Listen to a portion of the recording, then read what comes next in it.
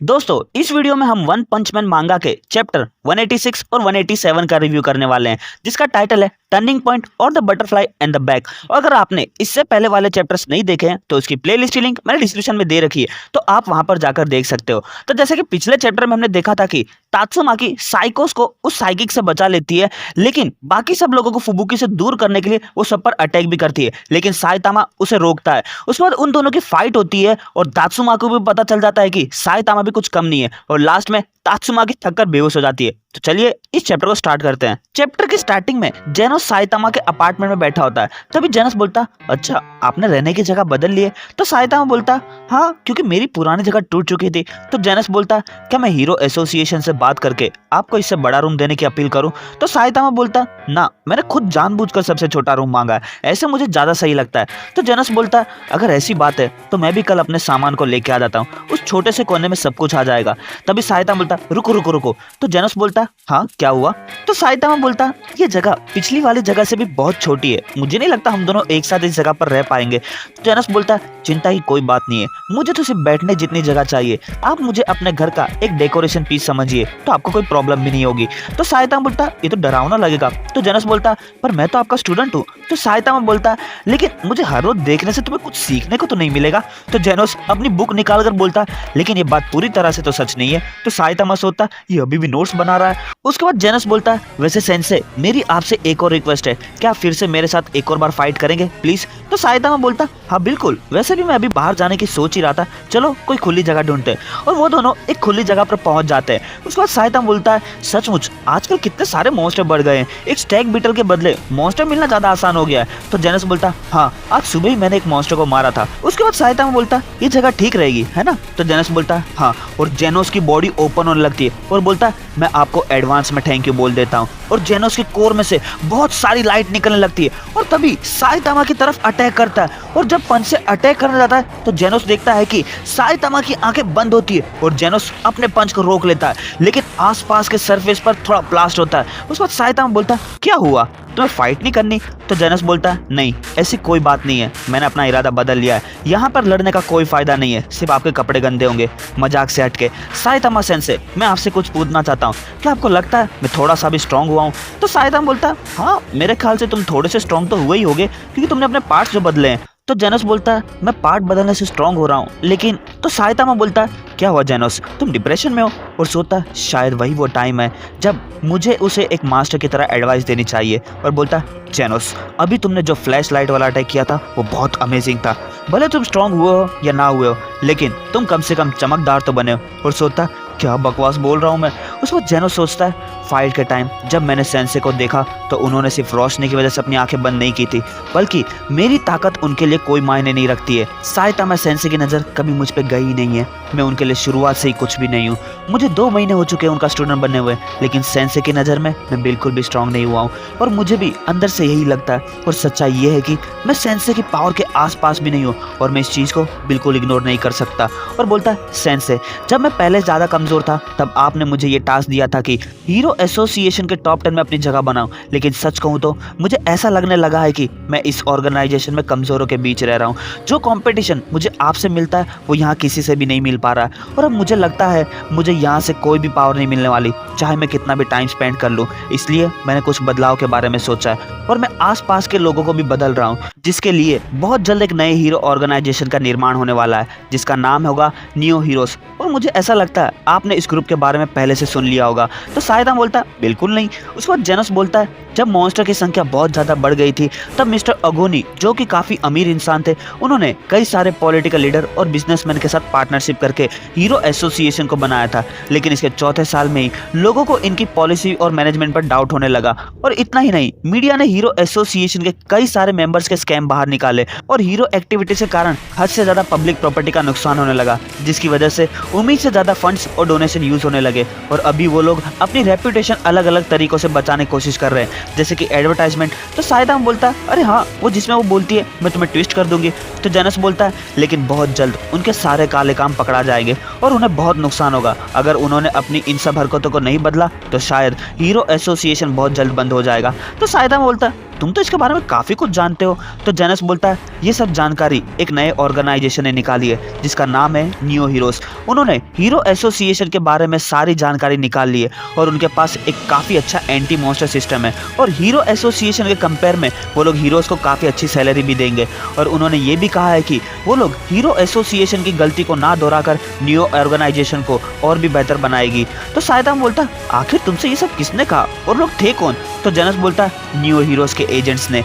जितने भी heroes new group में गए हैं वो लोग खुद को प्रो हीरोज़ की जगह न्यू हीरोज़ बुलाते हैं। और अभी की बात करूँ तो न्यू हीरोज़ ने 2000 जितने हीरोज़ को अपॉइंट भी कर लिया है जो हीरो एसोसिएशन के 600 मेंबर से बहुत ज़्यादा है। न्यू हीरोज़ ने हीरो एसोसिएशन के जितने भी बड़े बड़े मेंबर्स और हीरोज़ हैं उन सबसे कांटेक्ट कर लिया है और शायद आने वाले टाइम में कुछ एस क्लास हीरो भी उस ग्रुप को ज्वाइन कर लेंगे। तो सायदामा बोलता है वो लोग मेरे पास तो कभी नहीं आए। उस बाद जेनस बोलता है और इतना ही नहीं, वो लोग उन हीरोज़ को भी ज्वाइन करवाना चाहते हैं जिसके बारे में पब्लिक ने आज तक सुना ना हो। तो शायद मुझे ऐसा लगता है उन्हें ज्वाइन करने से मुझे ये पता लग सकता है कि मैं और स्ट्रॉन्ग कैसे हो सकता हूँ। उसके बाद सायदामा बोलता है जेनोस तुम्हारा स्ट्रॉन्ग बनने के कारण सिर्फ बदला ही है ना? तो जेनस बोलता है हाँ, मुझे उस मैड साइबोर्ग को खत्म करना है जिसने 4 साल पहले मुझसे सब कुछ छीन लिया था और अभी तक मैं उसके बारे में कुछ भी पता नहीं लगा पाया। सायदामा बोलता है तो क्या तुम्हें सचमुच लगता है वो साइबोर्ग अभी तक जिंदा होगा? क्योंकि ऐसा भी तो हो सकता है किसी ने उसे पहले ही मार दिया और तुम्हें इस बात का पता भी ना हो। तो जेनस बोलता है नहीं, मैंने हीरो एसोसिएशन का पूरा डेटा देखा है, उसमें किसी भी साइबोर्ग का जिक्र नहीं है। लेकिन और भी कई सारे हादसे हैं उसी समय के जो रिकॉर्ड में नहीं थे, लेकिन उनमें से किसी में भी मैड साइबोर्ग के बारे में कुछ नहीं था। तो सायदामा बोलता है क्या होगा अगर वो कोई हीरो ना हो, अगर मैंने ही उसे मार दिया हो तो? तो जेनस बोलता है वो साइबोर्ग बहुत ही स्ट्रांग था सायदामा सेंसे, आप उसे हरा सकते हैं, लेकिन अगर आपने उसे हराया होता तो आप उसे एक पावरफुल अपोनेंट के रूप में पक्का याद रखते। तो सायदामा सोचता है सचमुच? मुझे तो नहीं लगता, मुझे तो बड़ी मुश्किल से याद रहता है कि मैंने किसी मॉन्स्टर को भी मारा था। और बोलता है जेनस अभी तुम जितने स्ट्रांग हो तो क्या उस हिसाब से लगता है तुम उसे हरा पाओगे? तो जेनस बोलता है इस सवाल का जवाब तो मुझे नहीं मालूम, लेकिन जिस दिन मैंने उसे ढूंढ लिया तो उस दिन मैं एक ही चीज़ चाहूँगा, वो है मेरी जीत, और इसलिए मैं न्यू हीरोज़ को ज्वाइन करने की सोच रहा हूँ। तो सायदामा बोलता है ओ ऐसा, ठीक है, गुड लक। उसके बाद जेनस बोलता है वैसे न्यू हीरोज़ वालों ने मुझसे एक और रिक्वेस्ट की है, उन्होंने कहा था कि अगर मैं किसी को जानता हूँ तो वो लोग उसे भी ज्वाइन करवा सकते हैं। तो सेंसे अगर आप हीरो एसोसिएशन से ज़्यादा ना जुड़े हो तो क्या आप भी मेरे साथ न्यू हीरोज़ ज्वाइन करेंगे? मेरी रिकमेंडेशन उनके लिए बहुत मायने रखेगी, और वैसे भी हीरो एसोसिएशन आपको ज़्यादा वैल्यू देती भी नहीं है, तो आप क्या सोचते हैं इस बारे में? तो सायदामा बोलता है नहीं, मुझे कोई इंटरेस्ट नहीं है इतनी मेहनत करने में। तो जेनस बोलता है ठीक है, तो मैं भी ज्वाइन नहीं करता। अगले पैनल में एक नए कैरेक्टर को दिखाते हैं जो सोचता है लाइफ में हम ज़्यादातर तब फेल होते हैं जब हम दूसरों की तरह बनने की कोशिश करते हैं। ये बात किसी शख्स ने कही थी। अरे यार, पता नहीं मैं ये सब क्या कर रहा हूँ। तभी कोई बोलता है पेपिलियन 800 क्या तुम रेडी हो? और वो मिस्टर मैकोई होता है और बोलता है मैं तुम्हें पहले ही बता देना चाहता हूँ, मैंने भी तुम पर पैसे लगाए, तो निराश मत करना। तो पेपिलियन 800 बोलता है चुप हो जाओ, तुम क्या चाहते हो मैं जानबूझकर हार जाऊँ? जल्दी से इसे शुरू करो। तो मैकोई बोलता है चलो इंसाफ की बैंड बजाते हैं, और रोड पर खड़े एक ट्रक के अंदर से एक डरा हुआ मॉन्स्टर निकलता है। उसके बाद मैकोई बोलता है लाइव स्ट्रीम को वेन्यू से कनेक्ट कर दो, और स्क्रीन के ऊपर उस मॉन्स्टर को लाइव दिखाने लगता है। तभी एक मेंबर बोलता है आप सभी लोग जो यहाँ पर जमा हुए हैं, जैसा कि आप देख सकते हैं हीरो एसोसिएशन के ड्रोन ने अभी अभी एक मॉन्स्टर को देखा है। ऑर्डर्स मिलने के बाद कोई भी हीरो उस जगह पर पहुंच सकता है। इस मॉन्स्टर का डिजास्टर लेवल डीमन अनुमान लगाया जा रहा है, और वो कौन सा हीरो होगा जो इस मॉन्स्टर को हरा पाएगा, जिसका नाम है शिवर हुआ। तो ठीक है, अब अपनी बोली लगाइए, किस हीरो पर आपको कितना ज्यादा मिलेगा, उसके पॉइंट्स आपके सामने है। तो एक आदमी बोलता है क्या कोई हीरो आसपास ही है? तभी पेपिलियन 800 बोलता है हेडक्वार्टर्स, क्या तुम मुझे सुन सकते हो? मैं पेपिलियन 800 बोल रहा हूँ, मेरे सामने एक दुश्मन खड़ा है और मुझे नहीं लगता एक सी क्लास हीरो उसे अकेला संभाल पाएगा, तो मुझे कुछ और लोगों की भी जरूरत है। तो मैकोई बोलता है तुम जिस एरिया में हो वहां पर और कोई भी दूसरा हीरो नहीं है, तुम्हें थोड़ी देर उसे रोक के रखना होगा। तो बाकी मेंबर्स बोलते हैं क्या सिर्फ एक अकेला सी क्लास? मुझे तो लगा ये गेम उस बारे में होगा कि कौन सा हीरो किस मॉन्स्टर को हराएगा, तुम्हें अपने हीरोज को थोड़ा और स्ट्रॉन्ग रखना चाहिए। चलो कोई नहीं, जब तक ये कमजोर इससे लड़ता है तब तक हम मॉन्स्टर पर ही पैसे लगा लेते हैं। उसके बाद स्टोरी कंसेप्ट में बताते हैं कि हीरो गैम्बलिंग हीरो एसोसिएशन की काली कमाई करने का एक और तरीका है, और सबसे मेन बात ये सारे मैचेस पहले से ही फिक्स होते हैं ताकि कुछ गिने चुने और इम्पोर्टेंट स्पॉन्सर ही जीते। और पेपिलियन उस मॉन्स्टर को देखकर सोचता तो ये मॉन्स्टर डीमन लेवल का है कि सचमुच पब्लिक इस पर विश्वास करेगी, बल्कि असल में तो ये वुल्फ लेवल का है, लेकिन अभी मैं इन सब चीज़ों के बारे में नहीं सोच सकता। और स्टोरी कंसेप्ट में बताते हैं कि असल में सी क्लास पेपिलन 800 बी क्लास का मैड डेविल यंकी है। स्ट्रॉन्ग हीरोज को कमजोर बताकर एक ऐसे मॉन्स्टर से लड़वाते हैं जो कमजोर होते हैं, जिसकी वजह से हीरो एसोसिएशन बहुत ज्यादा पैसे कमाती है। और दूसरे शब्दों में कहें तो मैच पहले से ही फिक्स होते हैं। उस पर पेपिलन सोचता है मैं तुम्हें ज्यादा बुरी तरह से नहीं मारूंगा ताकि तुम मुझ पर रिटर्न अटैक कर पाओ। और मैकॉय सोचता है इसे बिल्कुल असली फाइट की तरह दिखाना पेपिलन 800। और एक आदमी सोचता है मेरे सारे पैसे तुम पर लगाए हीरो। और पेपिलन उस पर अटैक करता है, लेकिन तभी वो मॉन्स्टर उसे ही पंच मार देता है और सब लोग इसे देखकर खुश हो रहे होते हैं। और पेपिलन सोचता है ये तो बहुत ताकतवर है, आखिर ये वुल्फ लेवल का मॉन्स्टर कैसे हो सकता है, ऐसा लग रहा है मैं बेहोश होने वाला हूँ। उसके बाद यंकी पुरानी बात याद करता है जिसमें वो बोलता है तुम लोग हीरोज पर गैम्बलिंग करते हो और तुम चाहते हो मैं तुम्हारी इसी इलीगल चीज का हिस्सा बनूं। तो मैकॉय बोलता है हाँ मैं जानता हूँ तुम्हें बहुत कुछ कहना है, लेकिन मैं चाहता हूँ तुम इस काम को करो। ये काम सिर्फ वही भरोसेमंद हीरोज कर सकते हैं जिनका मुंह बंद रहे, और यही चीज मैंने तुम्हारे अंदर देखी है। तो यंकी बोलता है मैं नहीं करूंगा, यह हीरोज की इंसल्ट होगी। तो मैकॉय बोलता है जैसा कि सोचा था, तुम जितना दिखते हो उससे ज्यादा सीरियस हो। B class hero mad devil yankee, बदमाशी की वजह से तुम अपने टाउन में काफी फेमस थे, लेकिन जब तुमने मूवमेंट राइडर को देखा तो तुमने फैसला किया कि तुम भी हीरो बनोगे, जिसने तुम्हें सही रास्ते पर लाकर खड़ा कर दिया। ये सब सुनकर तो तुम्हारी माँ जो हॉस्पिटल में है उसे बहुत गर्व होगा, उनकी सर्जरी बहुत जल्द होने वाली होगी, है ना। मैंने सुना है उस फ्लोर पर बहुत सारे पेशेंट हैं, मैं दुआ करता हूँ वो लोग सर्जरी में कोई गलती ना कर दे। तो यंकी बोलता है कमीने तुम मुझे डराना चाहता है। तो मैकॉय बोलता है ये तुम क्या कह रहे हो, मैं तो सिर्फ इतना कह रहा हूँ तुम्हारी माँ का इतना महंगा इलाज सिर्फ इसलिए हो पा रहा है क्योंकि तुम हीरो एसोसिएशन के हीरो। मैं बिल्कुल सही कहा ना। तो बताओ क्या तुम अपनी ड्यूटीज को छोड़कर यूं ही इन सब चीज़ों का फायदा उठाना चाहते हो। तुम जानते हो हीरोज को संभालने के लिए बहुत सारा पैसा लगता है, ऐसा समझो ये एक और तरीका है पब्लिक की मदद करने का। तभी पेपिलन को होश आ जाता है और सोचता है अरे यार थोड़ी देर के लिए मैं बेहोश हो गया था, और बोलता हेडक्वार्टर्स मैं पेपिलन 800 बोल रहा हूँ, ये मॉन्स्टर तो बहुत स्ट्रांग है। तो मैकॉय बोलता है क्योंकि ये मॉन्स्टर डीमन लेवल का है, तुम अपना बेस्ट करो और उसके अटैक से बचते रहो। तो एक आदमी बोलता क्या उसे बैकअप चाहिए। और मैकॉय सोचता ये बंदा तो मेरी उम्मीद से ज्यादा अच्छी एक्टिंग कर रहा है, मुझे इसे दोबारा इस्तेमाल करना चाहिए। और वो मॉन्स्टर लगातार पेपिलन पर अटैक कर डालता है और बोलता तुम कब से मेरा पीछा कर रहे थे, है ना, इसका मतलब तुम मेरे दुश्मन हुए। और बताते हैं कि मॉन्स्टर शिवर हुआ एक सचमुच डीमन लेवल का मॉन्स्टर है। इसको छोटा करने के लिए इस पर बहुत सारे एक्सपेरिमेंट किए गए, जिसकी वजह से ये एक मॉन्स्टर बन गया। और ये हमेशा डरा और सहमा सा रहता, जिसके कारण वो हर किसी पर अटैक कर डालता और वो एक और पंच मार के पेपिलियन को तो हवा में उड़ा डालता है। ये देखकर हीरो एसोसिएशन का एक मेंबर बोलता ये कितनी अच्छी एक्टिंग कर रहा है। तो दूसरा मेंबर बोलता ओए वो क्या तुम्हें पक्का वुल्फ लेवल का मॉन्स्टर लग रहा है। तो दूसरा मेंबर बोलता हाँ हेडक्वार्टर्स के अंदर इस पर बहुत सारे एक्सपेरिमेंट किए थे। और पेपिलियन सोचता जरूर इन लोगों से कोई गलती हुई होगी, लेकिन इससे कोई फर्क नहीं पड़ता ये चीज स्ट्रांग है या वीक। अगर मैं यहाँ पर हार गया तो मुझे हीरो एसोसिएशन से निकाल देंगे और मैं अपनी मॉम की जान कभी नहीं बचा पाऊंगा।